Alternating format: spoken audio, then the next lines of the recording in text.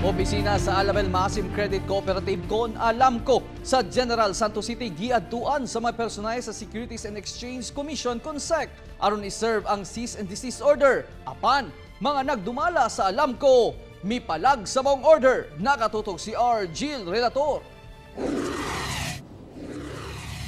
Sa milabayng Miyerkules, giserve sa personahe sa Securities and Exchange Commission o SEC, kauban ang taga-NBI, ang cease and desist order batok sa Alabel Maasim Credit Cooperative Con Alamco tungod sa matud pa pagbaligya sa Alamco og securities sa mga dili miyembro sa kooperatiba. Apan gibarugan sa Legal Counsel sa Alamco nga naa nay tubag ang korte sa petisyong ilang ipasaka batok sa maong cease and desist order sa SEC.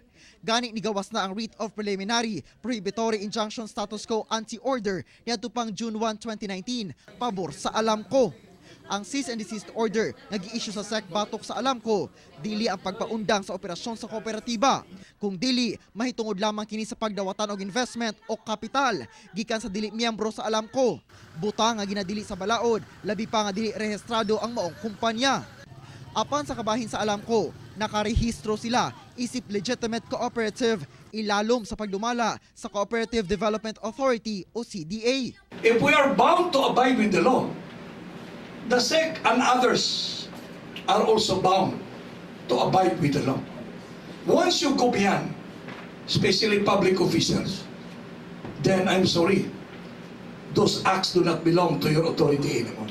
Gipasabot usab sa abogado sa Alamco ang nadawat nilang show cause order gikan sa CDA nga nagpasabot nga naalamang pipila ka butang nga gustong mahibal-an o makuha ang impormasyon ang CDA labot sa operasyon sa Alamco o kinahanglang tubagon nila sulod sa 15 ka adlaw butang nga ila nasab na comply.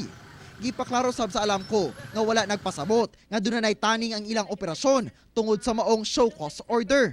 Alamco is not engaged in selling of securities. Siguro ang nakita lang nila kanang 35% showing on dahil sila nga selling of securities na kay nako.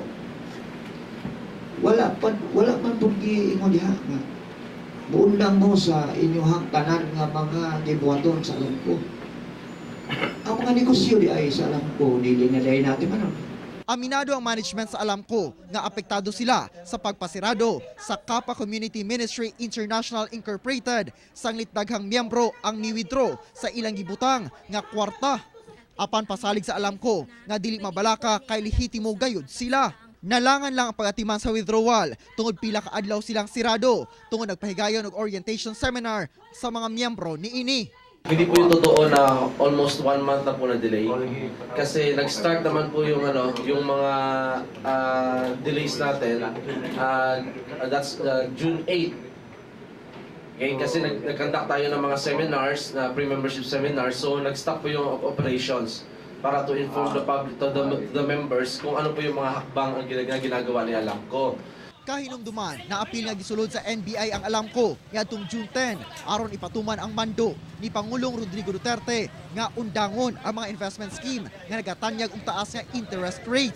Ang Alamco naghatag og 35% interest or return of investment sa mga miyembro niini. Ako si Orgil Relator para sa One Mindanao.